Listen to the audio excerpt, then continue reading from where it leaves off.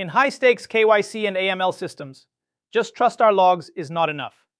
You need cryptographically verifiable audit trails that can prove what happened, when it happened, and who authorized it, even years later, and even if infrastructure or insiders are compromised. Traditional auditing assumes that if something is written to a log, it can be trusted. In regulated fintech, that assumption is dangerous. Admins or privileged services can quietly alter past entries, and the database will never complain.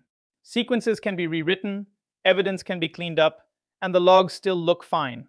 That's the trust gap we close with cryptographic, verifiable audit trails. Identity should be treated as a continuous compliance surface, not a one-time KYC step. During enrollment, you create consent artifacts, data source proofs, and document metadata. Those feed into verification, where checks, biometric matches, and decision rationales all need to be attributable and tamper-evident.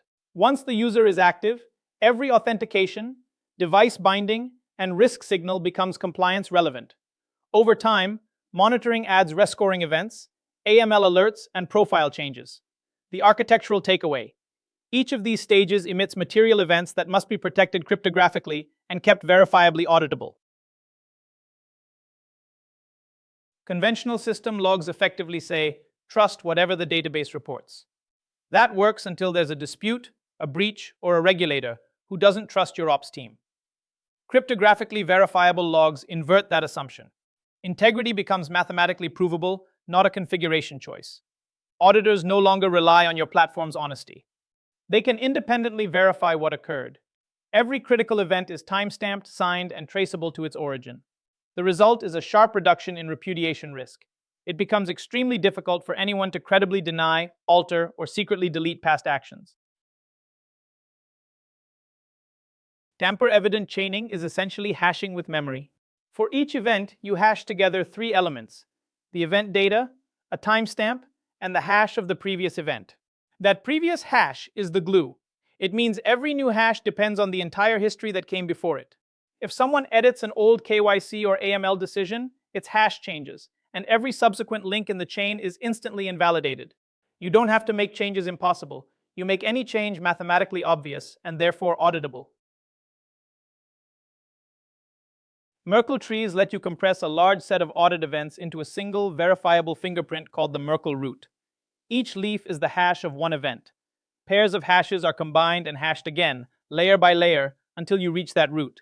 You periodically sign the root as a checkpoint.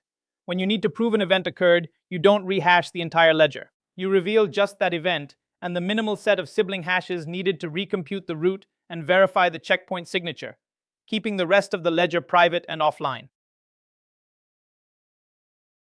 A verifiable canonical event is a standardized record of what happened, plus cryptographic evidence that it really happened. First, you capture the business facts: which event occurred, which subject it refers to, which rules fired, and when. These fields must be stable and consistently named across services. Then you bind that payload cryptographically, include the previous event hash, and sign the entire serialized record. This clean separation lets product teams evolve business logic, while the audit layer only cares that every event can be independently verified and chained. You can think of your system as offering two parallel views of the same event. Internally, you store rich operational data: clear names, raw document scans, and account numbers. Externally, you only expose sterile artifacts: salted hashes, pseudonyms, and Merkle inclusion proofs. The core design pattern is a privacy prism. Every sensitive field is transformed before it crosses a trust boundary, but the mathematical link is preserved.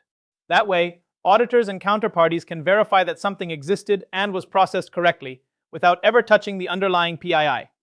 Expose the proof, protect the person. In a mature trust architecture, auditors and operators never query raw databases directly. Instead, you provide narrow, purpose-built APIs for audit and verification. One class of API returns only cryptographic proofs: signed roots, Merkle proofs, and minimal metadata. That's ideal for external auditors who need to verify integrity and ordering, not view PII. A different class serves decrypted policy-filtered event bundles for internal compliance teams, with strong access controls, clearance checks, and tokenization. Each capability becomes its own surface, with explicit scopes and redaction rules enforced at the gateway. Deterministic decision replay means you can jump back in time and rerun the exact decision the system made. For any alert that triggers today, you should be able to reconstruct the historical risk score, the precise rule version that executed, and the full context. For example, entity missing UBO data. Nothing is recomputed using today's rules or today's data. You reuse frozen inputs and frozen logic. This is what allows auditors, investigators, and model owners to answer. Given what we knew then and the rules we had then, why was this decision made? Governing the cryptographic engine is about reconciling two life cycles that naturally pull in different directions. On one side, keys need to be generated, stored in HSMs, rotated, and eventually retired, while still allowing you to verify old signatures. That encourages long-lived cryptographic material. On the other side, GDPR retention limits and right to erasure drive you to delete, archive, or anonymize data as early as possible. Robust architecture couples these forces, using key hierarchies, crypto shredding, and selective encryption, so you can expire personal data without breaking the verifiability of your audit trail. You can view this architecture as a pipeline that turns messy operational data into cryptographically provable evidence.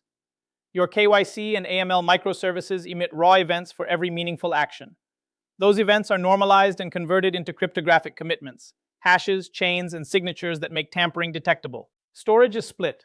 A conventional database supports fast queries, while an append-only hash log provides integrity. They stay logically in sync, but the hash log is your source of truth. On top of that, verification APIs and auditor portals let internal teams and regulators independently confirm decisions, timelines, and provenance.